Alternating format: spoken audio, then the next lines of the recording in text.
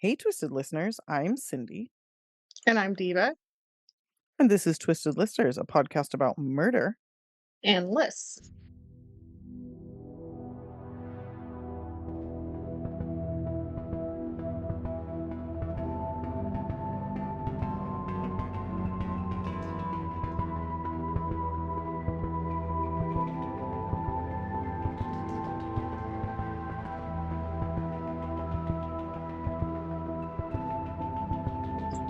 And this is part 2 of Hate Crimes, which we got a lot of downloads, so I don't think it So, scared anybody away. okay, yeah, I was kind of concerned. I said, is anyone going to listen? Like, I know. they did. Yes, Thank you. everybody listened. Yes, thanks, guys. Yeah, Hopefully we told good tales and, did right by the victims. We're just going to continue on in. Here's a gentle reminder that we are not having new episodes next week, which oh, yeah, in a way sucks because we're on a fucking roll and I don't want to lose this momentum, but hey, everybody needs a break, right? it's true. It'll build anticipation for the next episodes. People get excited, they'll catch up on Totally old fair. episodes. You're Lots right. of You're podcasts I right. like are on a summer break right now. So, I know. And they all are cool with knowing that their fan base will come back. I need to stop worrying about it. It's going to be fine. it's true. They're going to be fun. It's 1 week and we've done it before. Yeah. Anyway. All right. We'll be fine. So this is part 2 of Hate Crimes. This one, for me at least, is a fucking doozy. Yeah. Uh, so yeah, I'm going first this time. Mm-hmm. That's Oh, true. well, hot damn. Okay. Anything to talk about before we jump into it? I don't have much. No. You guys, when we do these two times a week, not that much happens in between. It's kind Yeah, of in sad. between the first and the second one, definitely not. Yeah. Yeah, our first It's like a episode day. of every week, maybe we've got something to say. Yeah, but our second episode, like nothing has happened in 2 days. We're adults. There's nothing Yeah. exciting, We worked you know. and we slept and we existed. Yeah, I'm very fucking sad about Hawaii. I will say that. That's fucked. Oh yeah, really Those sad. wildfires are really fucked up. Really fucking horrible. And I know some people have died. I hope no more than what I had read. And sending love to everybody out there because that's really fucking Yeah, horrible. for sure. And speaking of really fucking horrible, uh Yep. y'all ready? I'm doing Oof. when I told Diva last week what I was doing, I was like, let's just get wrecked. Let's do it. Let's get wrecked. So Yeah, I urged you to get wrecked, and then I'm like, you surprised me. You're like, I'll do it, and I was like, are you sure? yeah. Because Yeah. So I'm doing it. All right. This is the story of James Byrd Jr. And if you do know this story, you might be fast forwarding. And if you don't know this story, you should. And I'm glad that you're hearing it here. So this takes place in 1998, actually just within a few months of oh my God, his name just flew out of my head. Matt Shepard. Matthew Shepard. Thank you. Goddamn, long Yes. day, guys. Within just a few months of his murder, this murder takes place. So in 1998 in Jasper, Texas, this is a small town in East Texas called the Jewel of the Forest. It's actually named after a Revolutionary War hero, William Jasper. And in 1998, the town had just over 8,000 residents. And just about half, maybe a little bit more of these residents were Black. They Hmm. still are. And in fact, I think there's even a higher percentage now of Black people. Yeah.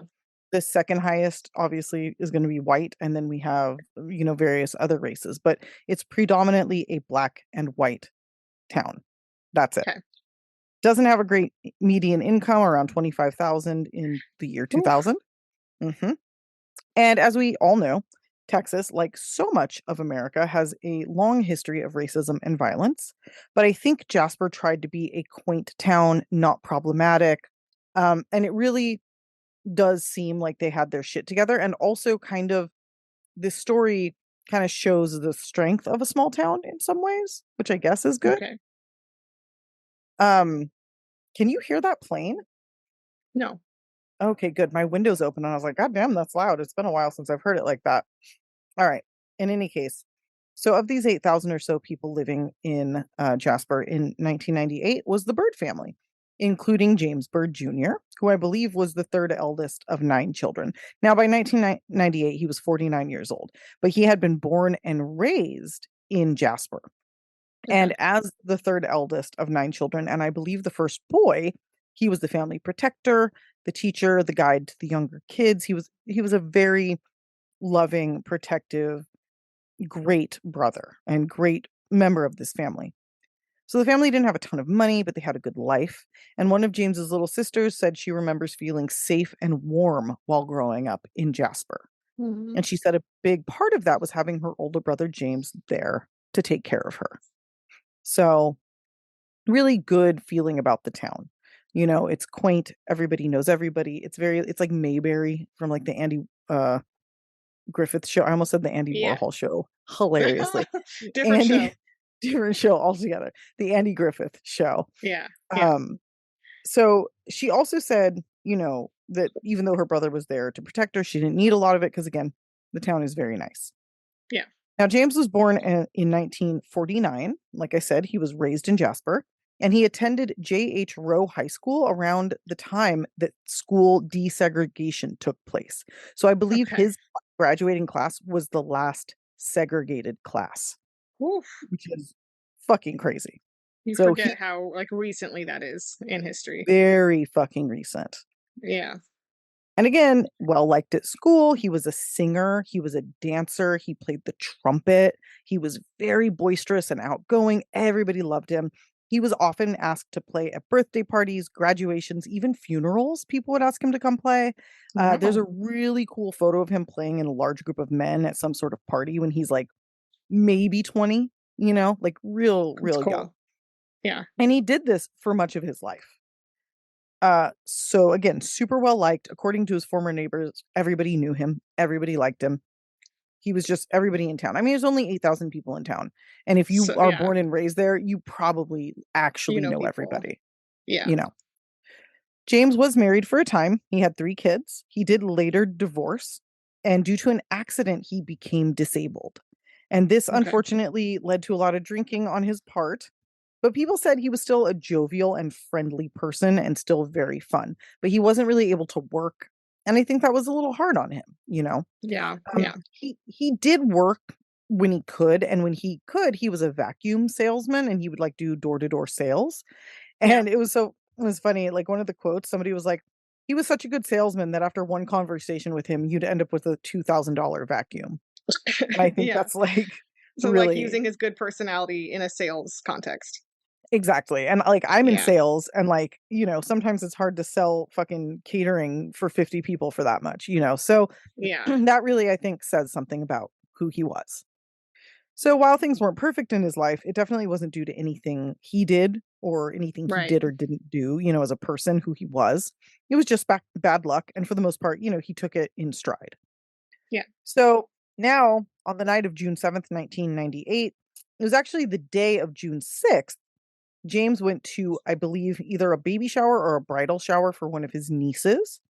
And from there, he went to another party and he'd been drinking and having a good time. He didn't, Yeah. I don't know if he never drove or he just didn't drive this night. I have a feeling he didn't drive. Like, he didn't have a license. He didn't have Yeah. a car. He just kind of walked everywhere.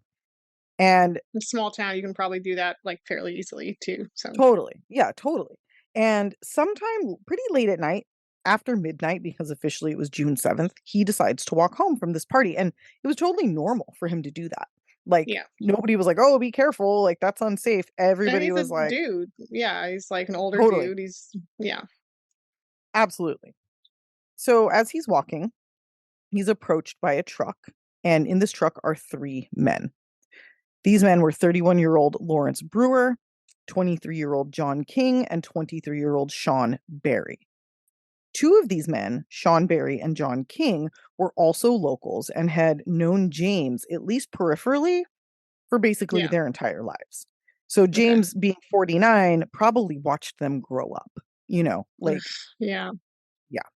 So when Sean offered him a ride home, he gladly accepted, thinking nothing up of it. What happened next is really terrible, so I'm going to hold off on that for a second and just do a really Okay. quick backstory on these men. Okay. So Sean Barry, to that point, was considered something of a lovable town fuck up. At Okay. 23, he'd been in and out of work, and had been in trouble, but not really in jail for a number of stupid things. He really only ever went to like a prison boot camp when he was younger, and it kept him mostly out of trouble. But he was, unreliable. He got fired from jobs for like not showing up. He was just kind of a ne'er-do-well, right? Yeah. But he was still considered a good kid. He wasn't like an asshole. He was just kind of young and immature and didn't want to put in the work, right? Yeah. After all of this shit goes down, many people came forward and said they never once heard him say anything racist or mean, which in small Hmm. town Texas does actually kind of mean something. Yeah.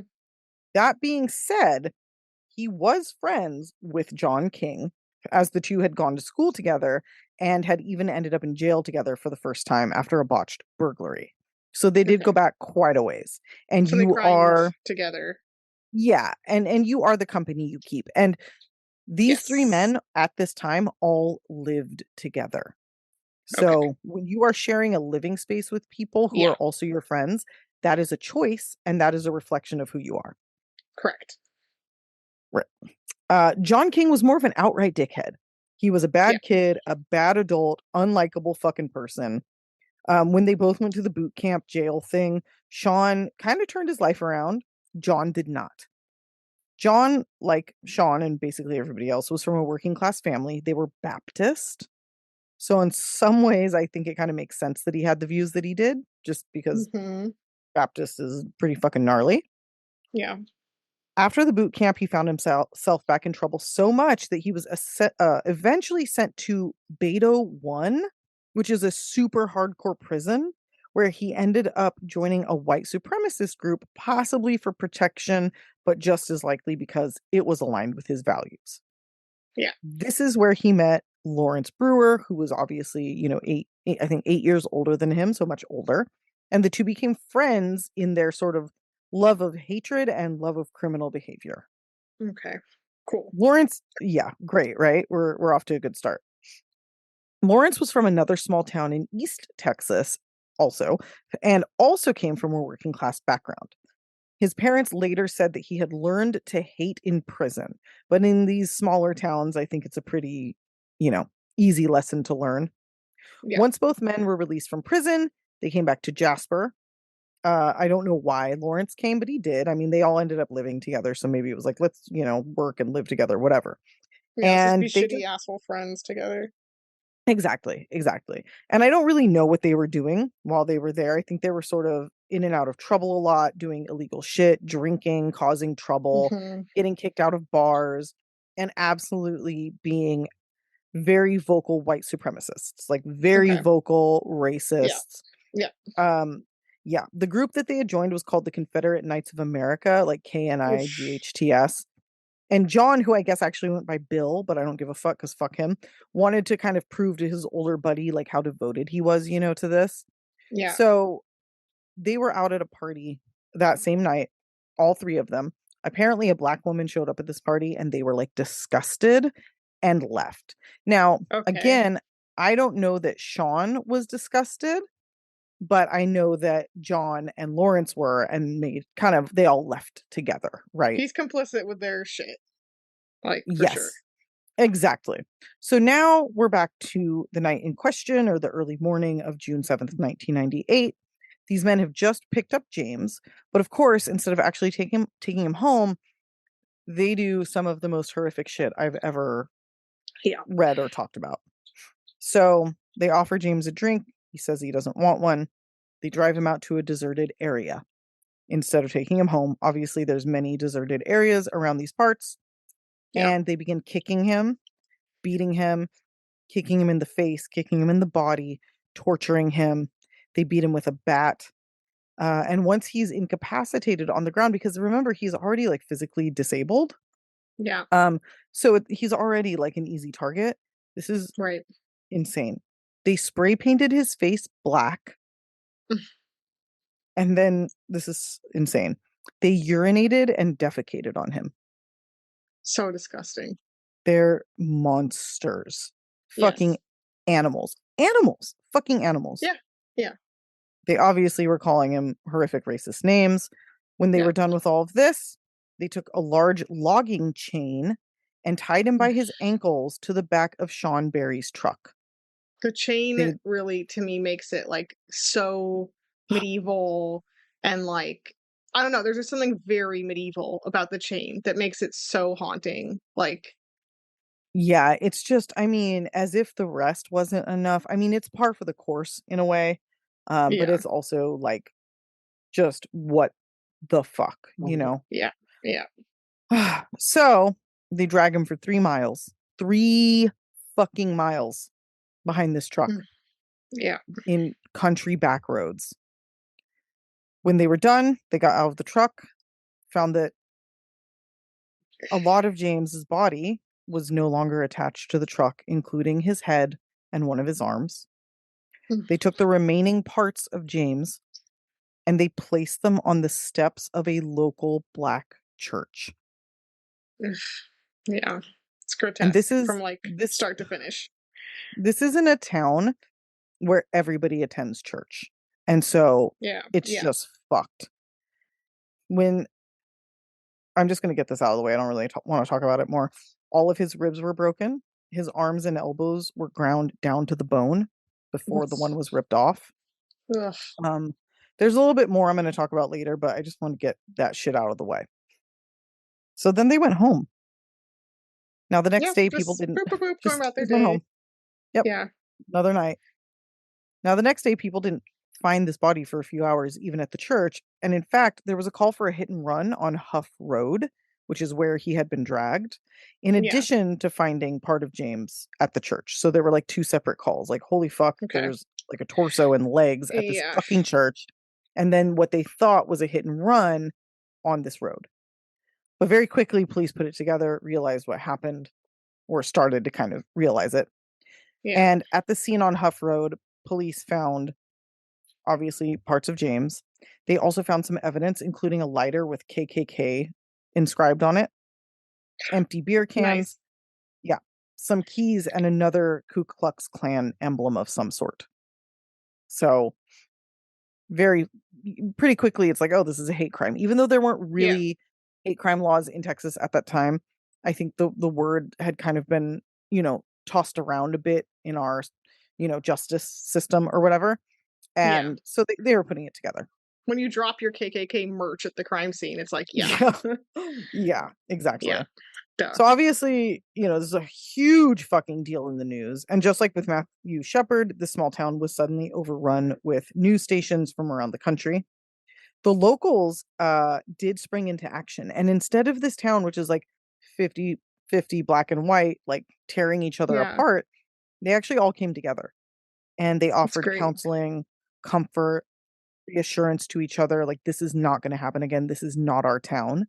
Yeah, um they were really earnest and like loving to each other, and I think that's really important to talk about because I feel, again, we have these notions about small towns and these notions about the Midwest, and it's like, it's really easy to just kind of group everybody who doesn't live and think like California into like, or New York or whatever, into these groups. But like, there are yeah, good people. There are people who give a shit everywhere. And, there's just higher concentrations of assholes depending. So I yeah, think the way that this town handled this was really, commendable and amazing. So, part of this, coming together of the town were witnesses coming forward after the crime, like the day of the crime, essentially. yeah. And the day his body was found, in fact, police already had a lead on who may have killed James.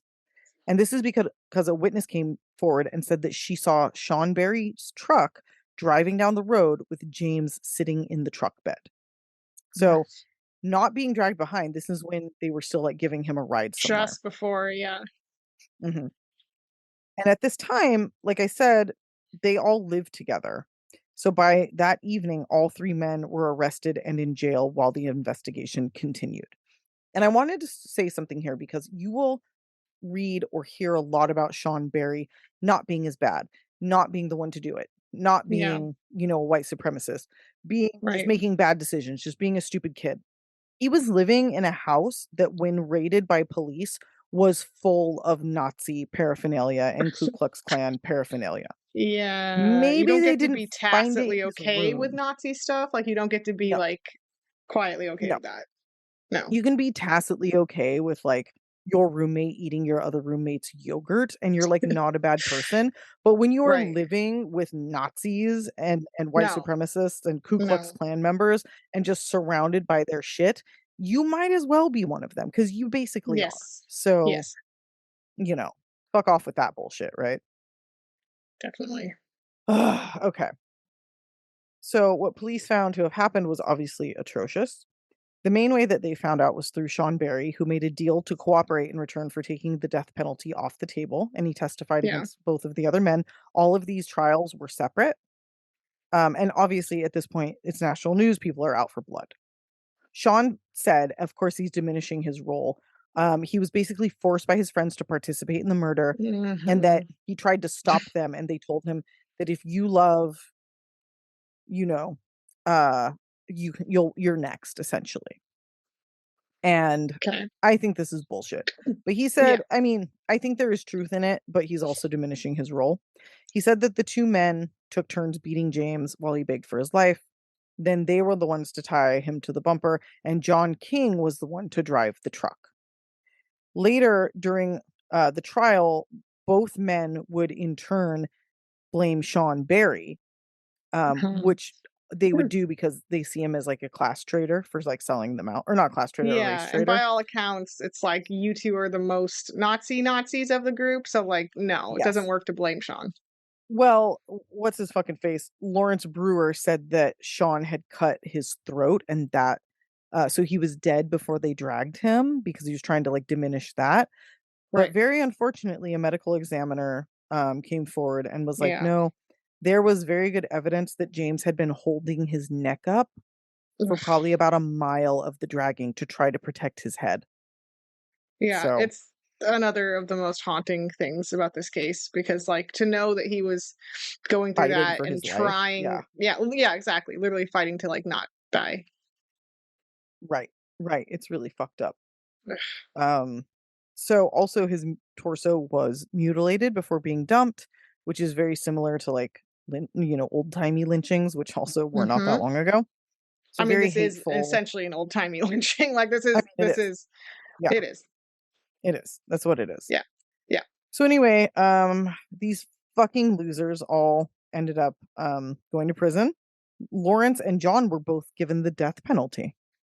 And Mhm. in 2004, Lawrence asked for the courts to set a date and to put an end to all the quote childish attempts to spare him because he's a Yeah. man and he doesn't need the, who fucking cares? Like, shut the fuck up, you fucking asshole. But also, whatever. So Lawrence Brewer, in just to explain, so he asked that in 2004. He was executed in September 2001. I also wanted to tell you that these men were all charged um within a month of this happening. So this case Yeah. moved super fast. The police were fucking on it. And he ended up being put to death September 21st, 2011. And Okay. just to show what a fucking loser, piece of shit, childish, petulant little asshole this guy is, he had the opportunity to order a last meal in Texas. And his Mhm. meal included the following. And I thought you would find this interesting just because I know you like the final meal, I do. the I last wanna meal know. thing. Yeah. He asked for 2 chicken fried steaks with gravy and sliced onions, a triple Gross. patty bacon cheeseburger, a cheese omelet with ground beef, tomatoes, onions, bell peppers, and jalapenos, a bowl of fried Ugh. okra with ketchup, 1 pound of barbecued meat with half a loaf of white bread, 3 fully loaded Mhm. fajitas, a meat lover's pizza, 1 pint of Bluebell vanilla ice cream, and a slab of peanut butter fudge with crushed peanuts on top. And for his drink, he wanted 3 root beers. They I got hate all of this most of together. that. There's a few things that I'm like, good choice. But, even a broken clock. When the meal was presented to him, he told the guards that he was not hungry and refused to eat any of it. And like that day, Senator John Whitmore asked Texas prison officials to end the 87-year-old tradition of giving last meals to condemned inmates, and they did so. So there are no last meals in Texas anymore, So he thanks ruined to it for this fucking everyone. asshole. He did. Yeah. He did. Wow. That's how he went out. Yep. Wow. hmm That's fucked up. Yep. He like, I know. he was literally fucking shit up till the end. Yes. Yep. Wow. Now, John King used some really gross shit in his defense. He said that he had been gang raped while in prison by black men, and that is why he became a white supremacist. Okay. Yeah, No. I mean, even if that happened, still no, which it may I know. not have, but I know. It's fucking stupid. On April 24th, 2019, John King was put to death. He did appeal and appeal and appeal because he was scared and he didn't want to die. And all I have to say about that is boo mhm. fucking who. Oh, Sucks for it's really you. I'm not pro And death listen, penalty, but it's no, man, it's really hard to feel bad. it is. Like if Oh, they were like you we can't. commuted his sentence to life in prison, I'd be like that was the right thing to do. But I feel less bad about them not doing that with him than any other situation, maybe possibly I ever. mean, I would prefer if they were dragged from a car, to be honest. Like, I mean, just to be Oh, barbaric about no. it. But like, I I'm know. sorry. Like they get this merciful death when they what they put him through is Well, disgusting. the Like, crazy thing, when they were given the death penalty, their options were the electric chair or the gas chamber, and they both ended up getting lethal injection because that became the only way to do it. yeah. Because they weren't humane. So whatever. John King's final written statement could not be any more of like a proud boy, little bitch boy, fucking white supremacist bullshit. Here's what he said. Capital, and he didn't say it. Pardon me. He wrote it on a piece of paper and it Okay. said capital punishment. Them without the capital get the punishment. Like, no, dude, it's because you are a fucking vicious torture murderer and a fucking racist piece of Yeah. shit. Not because you're poor. Like, fuck off. No. Like, ugh. Okay, sorry. Makes me really mad. Just a couple more things here. Um, the family, James's family, basically Yeah. opposed the death penalty. They did ask Texas to enact hate crimes, but of course, the white old senator that was there at the time struck it down. Yeah. Finally, Classic. though, yeah, ridiculous. In 2009, President Barack Obama signed a hate crime bill into law that was the Matthew Shepard and James Byrd law. Yeah. So Yeah. it expanded hate crime legislation to cover sexual orientation, Mhm. quite a few other expansions on the federal hate crime bill. Right, So right. that's really good. His family, James Bird's family created like, a fund in his memorial or in his memory. And they do work for like actually weirdly, like again to work against capital punishment, which I find really interesting. Wow. That's And cool. it is. And they all said prior to both men's deaths that they forgave them. Yeah. Um, James's mother said even before they went to trial that she was mad at them, but she did not hate them for It what they always did. speaks to, like, a victim's family's character, like, when and the Yeah. victim's character by extension, that the family is, like, so gracious. Yeah, which is really I could never. I'm a piece of No, shit no, by comparison. I was Like, just I'm wishing fine with it, violence like on them a second ago, so clearly right, I'm worse, I'm not better. right. A couple other things, the only one to ever express remorse is Sean Barry, and he was given life with parole in 40 years, and he will be, eligible for parole in 2038. Okay. And both men, when asked about this Lawrence Brewer said he had no regrets and he would do it all over again. Okay, And great. yeah. And it's like, maybe you wanna be put to death over and over, like, fine. Okay. And then they both, just continued their hateful white supremacist rhetoric bullshit in prison, until they died. So, you know? Wow. Mhm. Wow, That's good it. riddance. Also, I I read know. on, in the past that this was the first time white men were ever executed in Texas for killing a black person. Yeah, it was, and I think that they were kind of banking on that not happening, but this was Yeah, yeah. such a huge news story and such a big fucking The high deal. profileness, yeah. It was really high profile and good. This is ridiculous. Like, you can't you can't do things like this. This is not fucking acceptable. Unless you're a cop, in which case, hey, apparently the world just kind of shrugs their collective shoulders and moves on with their lives. But, Yeah, unless you're in a really um, high profile instance like with George Floyd. yeah, yeah, Yeah. yeah, goddamn. So that's Oh, that fucking horrible story that makes wow. me wanna vomit, and I'm just glad Yeah. that they're not in the world anymore, like, we don't have room for them. you know? No, it's hard to feel bad, but, like, it's just so grotesque, like, It um is. It really is. and it's as grotesque as any all the other history of lynching. I mean, I've been on Wikipedia and read about a few like 30s and 40s and 50s lynchings that I am traumatized from, like forever. You know, it's like part of the fabric of Yeah. America. Is this like insane, grotesque dehumanization of Black people? Like, Yeah. um, grotesque is the word I keep It's thinking just of. the word for it. Yeah, it's the word Yeah, for it. yeah. Ugh. So anyway, really fucking sad. He was a lovely man. Um, and he was murdered by 3 people who were just wastes of space, basically. Yeah, Yeah. So, it's all so sad. right. It's so sad. I Well, get know. ready to get sadder and madder. Actually, Oh, definitely yay. madder. Oh God. This is a murder I didn't know anything about, and so I think it's lesser known than, well, a little bit lesser known anyway than the Okay. some of the ones we've done this week. So this is the murder of Vincent Chin. Okay. It's I happened don't in know this one at Detroit. all. Yeah, it's happened in Detroit, Michigan, in 1982. Um, Oh. Vincent is 27 at this time. He was born originally in Guangdong province in China, and he was adopted by Chinese American parents who were not able to have kids biologically. Oh. Okay. Yeah. So, and they were from Guangdong too. So it was cool that they could like go back to their hometown essentially and pick up a kid, Oh, that's um, really cool. or home province rather. Mhm. Just wanted to clarify that I know Guangdong isn't a town. um, and they, together with his family, he grew up in Oak Park, Michigan. At this Mhm. time, he was engaged to be married to his fiancee, Victoria Wong. He worked as an industrial draftsman at an engineering company. And he had 2 side hustles in which he sold automotive supplies and he also waited tables at a restaurant. So he was hustling. He was a hard-working dude. Yes. Yeah. How old was he? Great. 27. Okay, thank you. Yeah. Starting his new life with his fiance. This amazing dude, working hard. Meanwhile, I'm talking about some people who are less cool. Um, Mhm. Ronald Evans, or Evans, is an auto worker. He is a supervisor at Chrysler Auto Plant, and his Okay. stepson, Michael Nitz, was an auto worker at the same plant but had just been recently laid off.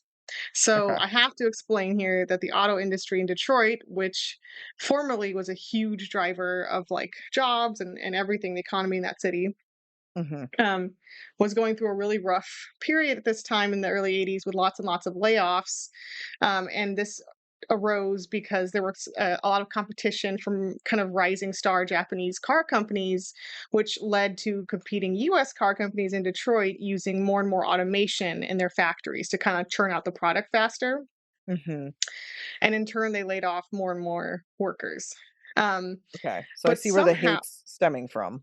Starting to yes. see So it. Yeah. somehow, what comes down to essentially a shitty corporation being shitty, like this is a Doing what matter of, capitalism does. yeah, it's essentially you should be mad at Chrysler. Mhm.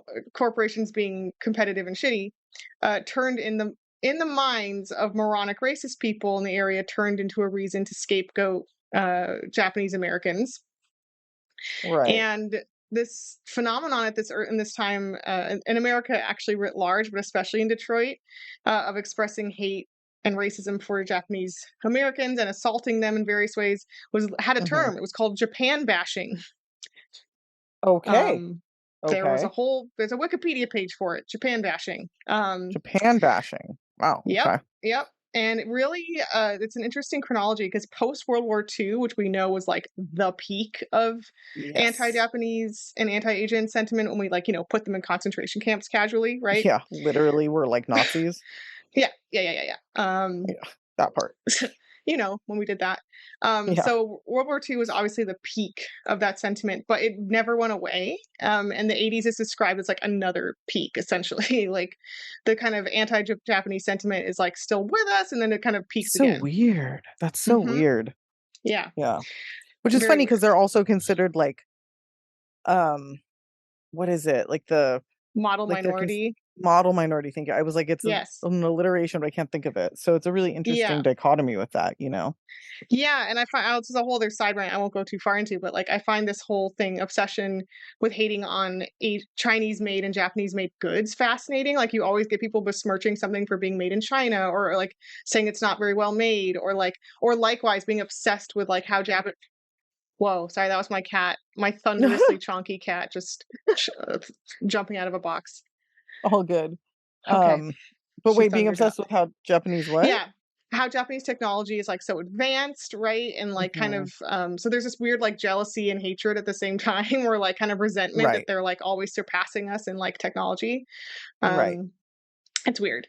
I mean, I've And watched you Bugs Bunny cartoons that were extraordinarily racist towards yeah, both and then Chinese and Japanese, black people, like, yeah, and there's a it's crazy. really interesting phenomena called techno-orientalism, which is like just this mix of resenting the technology and trying to make them seem like mysterious and sinister. Like if you look at Blade Runner, right, and like tons of Yeah. things in the 80s, you have like this Japanification that's like simultaneously tech advanced, but also like scary, right? Bad. Yeah, it's like, "Oh, well, look what happens," like, Yeah, yeah, I yeah, it's the same tactic we've used for every race that we've been afraid of is to, yeah. like, first we, um God, what is the word? We, like, infantilize them, and then once they become more Hmm. of a threat, we just vilify them. It's like, Yes.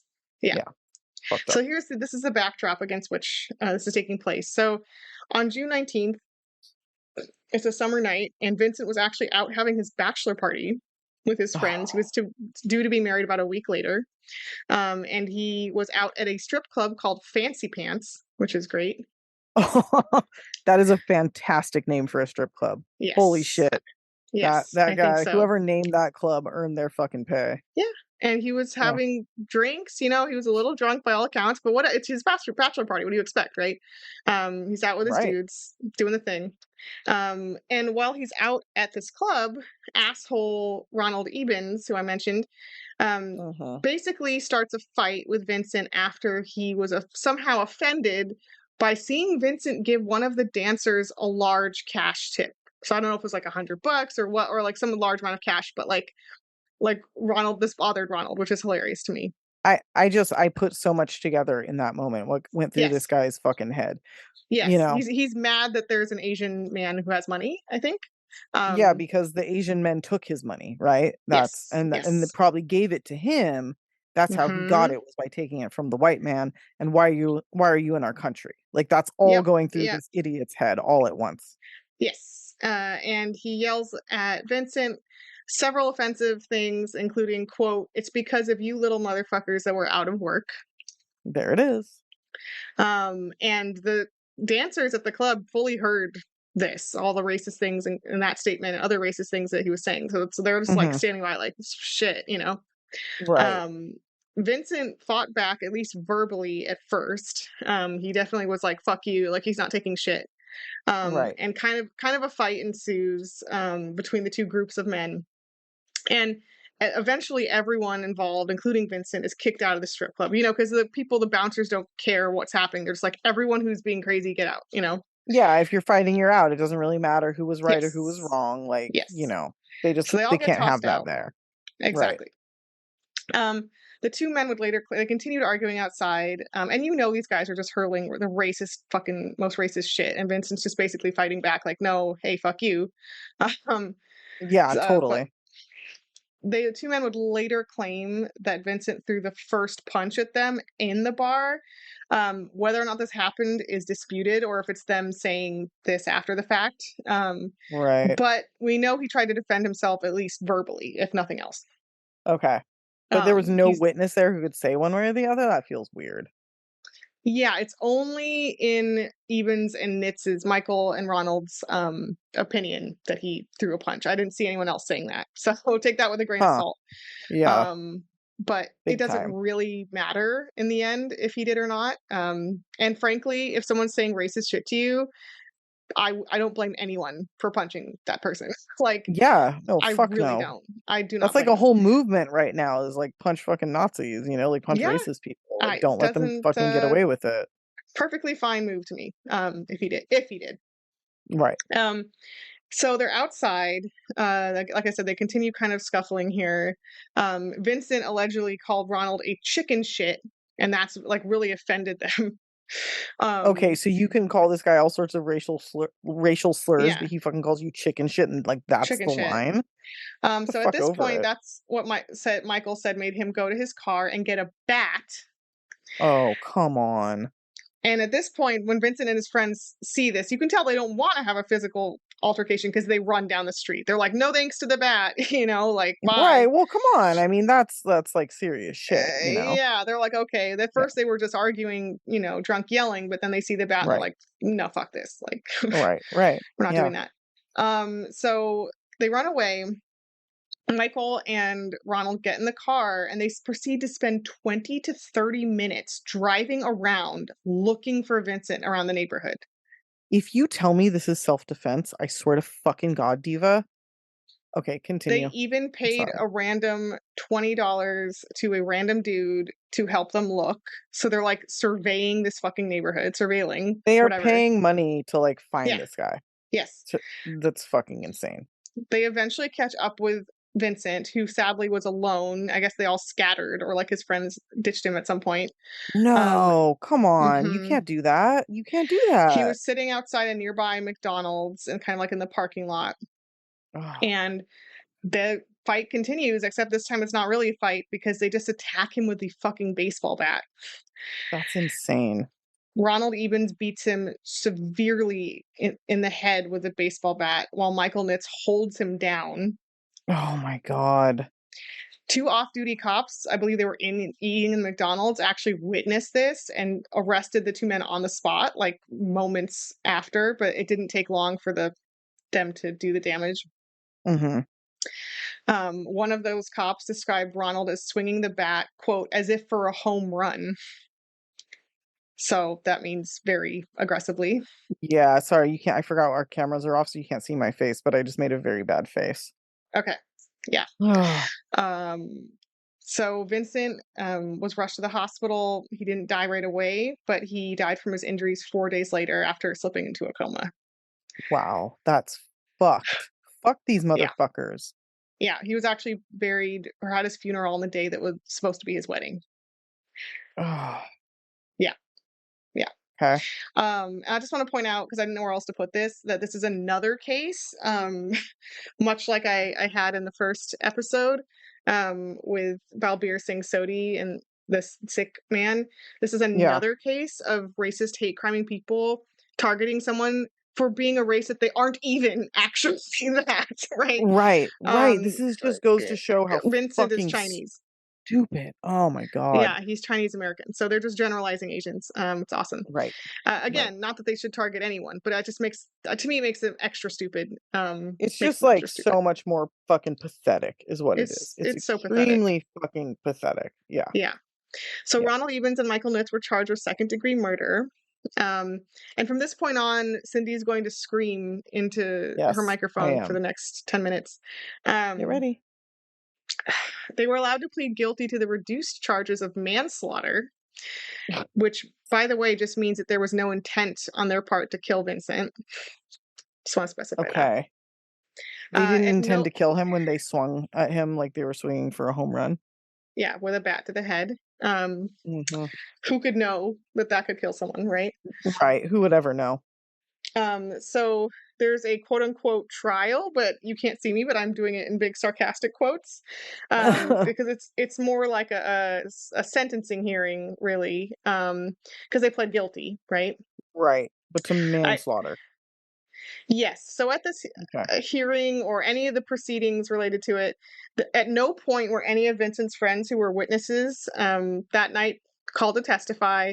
The dancers from the club who heard all those racist things Ronald was yelling at Vincent, they weren't called Mhm. at any point to say anything to anyone. Okay.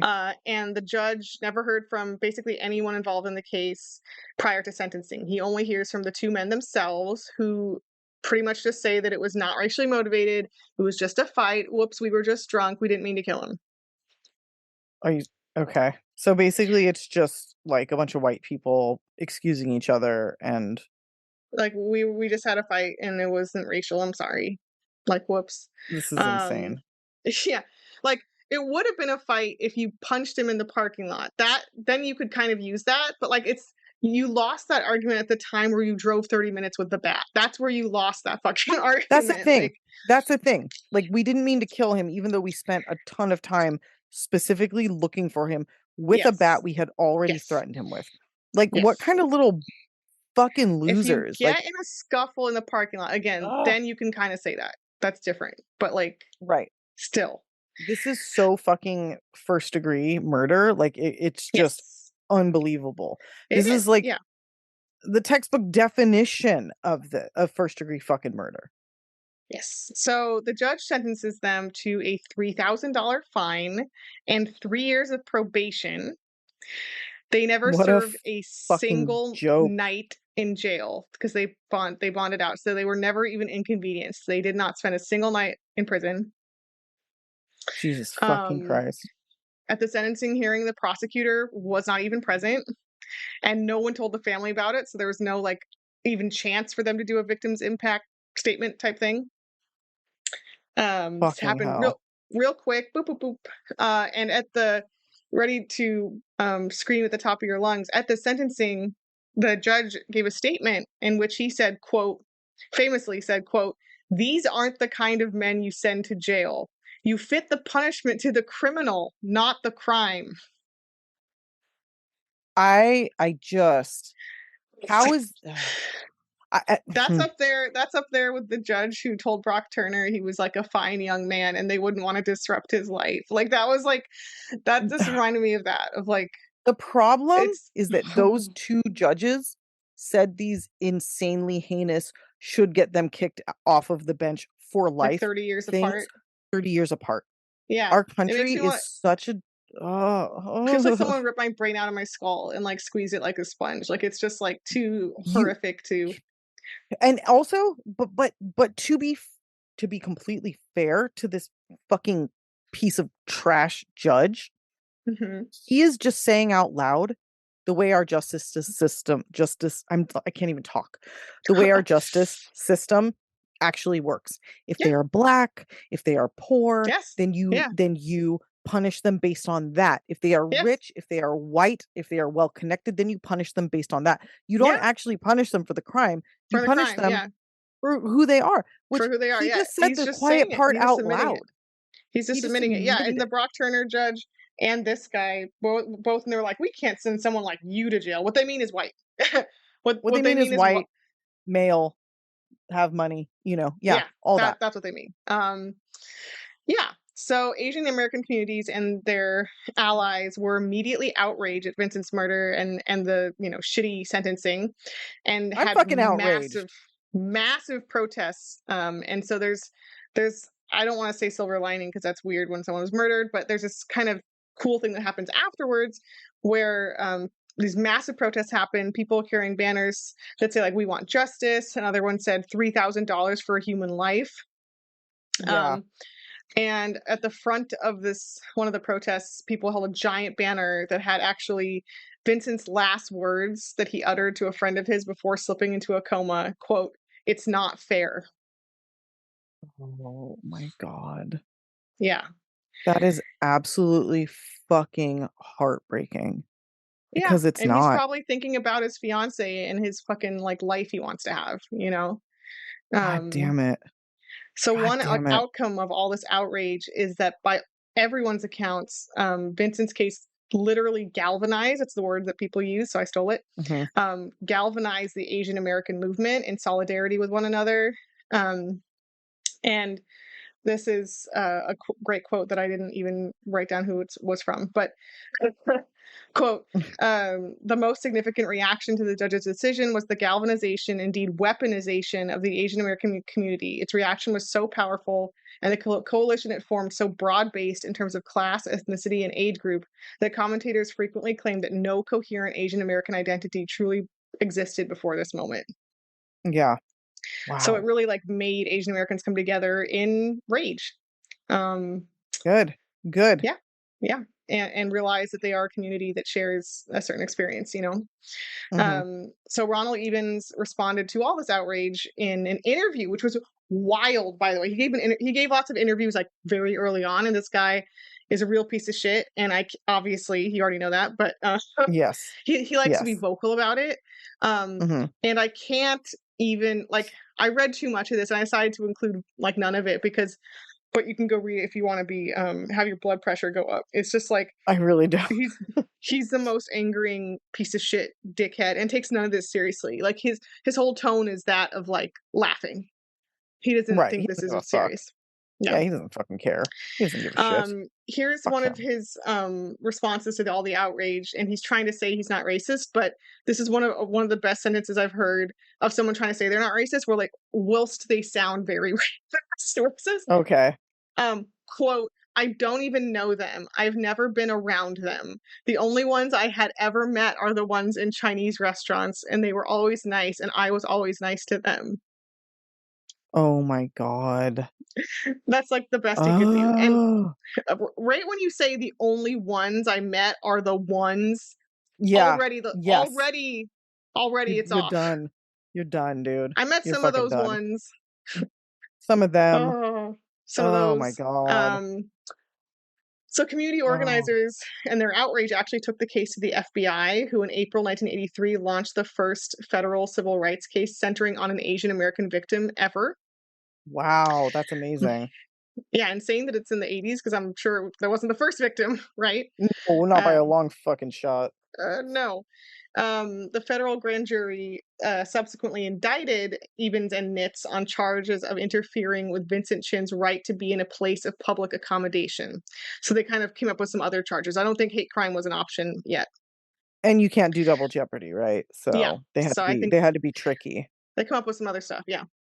Okay. Um, so basically violating his civil rights. Right. Which yeah, sure. Okay. So Ronald Ebens was found guilty of one of the two charges, and Michael Nitz was found guilty on both charges by the federal jury. Ebens was Okay. given 25 years in a federal prison, but don't get too excited, Cindy. Oh, His conviction was very quickly overturned on appeal. how quickly? Like, did he get Yep, to spend any time in prison? I don't think so. Um, That's unacceptable. That's fucking the unacceptable. So the Justice Department, so sorry to do this to you. The Justice Department retried the case and held a whole new trial for Ebens in Cincinnati, where he was judged by a jury pretty much entirely composed of white male blue collar workers who found him not Okay, cool. guilty. Of course they did. Of course. Why even pretend? Like, why are we wasting taxpayers' money on this bullshit when we all know what's going to happen? Ugh, Like, I always so say that, like, prosecutors are the worst people in the world, but I think it's judges because most judges were prosecutors yeah, and they yeah. just leveled up. Ugh. So yeah, so Ebens was the only time he was found guilty was in a civil suit filed by the family. Okay. And he was ordered to pay $1.5 million to the estate of Vincent Chin, but he pretty much laughed this off and said he would like never pay it and was like making fun of it right away. It was probably never And forced to. he was never forced to. He has never been forced to, and he periodically shows up at court to demonstrate that he's poor or like has had some financial struggles, and they just go like, "Oh, okay, you know, fine." Ugh, Um, so nothing really came of that, but it is, I guess, like a symbolic victory. At least he was guilty somewhere, for fuck's sake. Um, this is insane. This is insane. yeah, so it's mind-blowingly angering. And I think all the other cases that we did this week, everyone was brought to justice. But I have a feeling that most hate crimes in American history have ended more like this, Yeah, I think or so with too. charges not even brought potentially at all. Um, Yeah, I mean, I think there's a ton that we haven't covered because they don't exist because they never got that far. exactly, Like, we that's don't true. know And about also, them. like with the whole history of lynchings, like were people ever prosecuted for those? No, you No. know, Fuck no. never. No. The Yeah. judges and cops were in the photos like smiling, like woo, you know. Yeah. No, Um, totally. Did and you Oh, go ahead. I was gonna say in the few times that they did, like with Emmett Till and stuff, it was like a joke Mhm. trial, right? Yeah, absolutely. It's just Yeah. disgusting. Our country is so fucking shameful and Mhm. disgusting. Mhm. It's so embarrassing. It's so fucking embarrassing. Yeah. Oh, okay. So I was to gonna the ask last Oh, no, sorry, okay. go ahead. I was gonna ask you, did you read about this judge that let them off? Did you know No. he was a prisoner of war in a Japanese prison camp? Oh, coincidentally, Mhm. huh? Well, actually, Oh my god. a bunch of some of the advocacy groups pointed this out, and they were like, what the fuck? But of course, just like everything else in this case, it went nowhere. But I had to look him up because I seriously was like, if this man's still alive, I'm gonna send him an email. But he died in 2004, thank God. Okay. Um, so I just had to look him up. So sorry. I saw that and I was like, Diva, Diva. That's wild. It's so deep. It's so deep. It Yeah, goes so it much is. It goes so deep. so much deeper. So two last things. In 1987, 5 years after Vincent's murder, a documentary came out called "Who Killed Vincent Chin." It won widespread critical acclaim, and it was nominated for the Oscar for Best Documentary.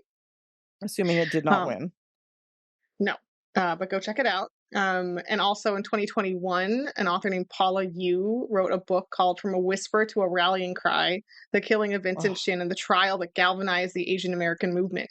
So if you want to know more nice. about like the side of it with the Asian American movement and like the results of it, like that sounds like a really Mhm, good book. And it does. it's like it's fucked up that like no one was brought to justice for this and these assholes were allowed to like be smug that they won, but like also I guess the only positive thing we can say is what it did for the movement. I refuse to accept that as positive. I refuse to I accept know. any hate I get crime it. as positive because Yeah. one, they shouldn't take place. Two, they shouldn't have to take place for us as a society to not like act like absolute fucking monstrous pieces of shit. There is absolutely no reason that our country should be founded the way that it was. And I find it really interesting that like basically everywhere white people are, it's this way. Um Yeah. and and that it takes like just blatant murder of innocent people because they're not white to change things No. like that isn't the Yeah. price that we need to pay. That is not the No, price no. that those people need to pay. I No, I refuse, know. and that's why like I don't want to be like, oh, James Byrd, isn't it great that they got, put to A death and they're the first law and ones. stuff. Yeah. It's not. It's none of this is great because none of it should have happened. No. These laws should No, not it's have like to exist. Like yeah, the these fuck. strides are taken hundreds of years too late, like, And for they're so many people. reactionary and they're negative. Like, hate crime Yeah, laws exist as a deterrent for the way that people think and feel within our society. it's so awful. And like I Ugh. think George Floyd's, I forget which family member it was, his sibling or his mom or someone, in this press conference after the Chauvin conviction, like said Mhm. exactly that in like a really beautiful way. And they said like, I forget who it was, but she was like, I don't fucking give a fuck, that this is like, he's not the star of a movement. He's not the face of this movement. He's like my brother or whatever, whoever, like he's my Right. family member. And like, he shouldn't And he's just, gone. And he, this isn't justice. Justice would be him being here. That's what she said. yeah. And I was like, And it's yeah, true. It's yeah, absolutely true. And I think that especially people, especially white people like myself, who are removed enough from these can really just like pat themselves on the back and make themselves feel better about this by being like, but it ended well, but it ended with change. And it's like, no, that's not okay. These are not okay. These aren't okay. This is not okay. This is not a happy ending.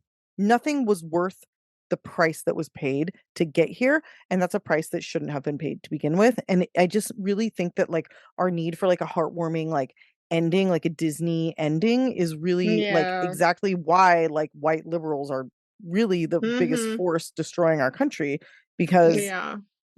they just everybody wants to turn a blind eye and feel like they did their part, but they don't actually want to do the work. They don't actually want to make the changes, and that's why this shit continues to happen. I'm sorry, I know I'm ranting. You said I was going to. I It's didn't okay. disappoint. What the No, motherfuck? it's a very angering situation. It keeps happening all the time. There's like, I mean, yeah, and it is very also neoliberal and kind of to be like, we're past racism. We have this law, or like to kind of try to make us feel like we're advancing somehow as a society. And I Yeah. would argue we are doing the opposite. Like, Yeah, we are absolutely like devolving into just like a shit pile. And yeah, we're all just slopping around in the muck. And uh, man, this fucking pissed me off. Okay, whatever. What are we doing in 2 weeks? Did you pick something? oh yeah, I forgot that we were doing this. We're gonna do this impromptu again. Yeah, I love being It's our new surprised. tradition. Yeah, Um, I don't know if we did this or if I just talked about doing this, but I really wanted to do bombers. I don't think we did And this. Or no, even if we did, it was a very long time ago and we probably didn't do a great job because we hadn't hit our rhythm. So let's no, I just don't do think it we did again. because I was inspired. I did some other bomber. I forget who, and I was inspired to do a whole pack of bombers. Sometimes it's hard to know if we did it or if we just did one, and I did one. I because know I did one, and I forget who it was, but I was inspired, and yeah, I've been let's do thinking it. about it. Okay. Did we already do Uncle Ted? No, I don't think We so. didn't? I thought No, I did. Okay, maybe I I'll do do not him. think so. Yeah, I feel Anyway, like I okay. don't know why. I That's feel what like we'll do. he feels like a Cindy case. I don't know why. He does. He feels like that to Yeah. me too, which is why I was like, did I do that? Okay, so we're gonna do Yeah. bombers in 2 weeks, people that blew people up. And if we've done it before, guess what? There's plenty. I did We do won't one re lady who blew her neighbor up. Or no, who she blew herself up trying to blow up her neighbor. Remember that? right. Yeah, that was a kind of a That sweet was tale, fun. honestly. Yeah, I Yeah. didn't mind that one. All right, guys. Thanks for listening. Sorry this one got a little sideways with the ranting. It's okay. We love and appreciate you. We hope you enjoy listening. We hope that you come back in 2 weeks. I know you're not worried about They it. I shouldn't be. will, I'm being don't really worry. stupid. You will. Um, and until then, everybody, hopefully have a good end to your summer and be sure to Stay. off our Live. list. Bye. Yes.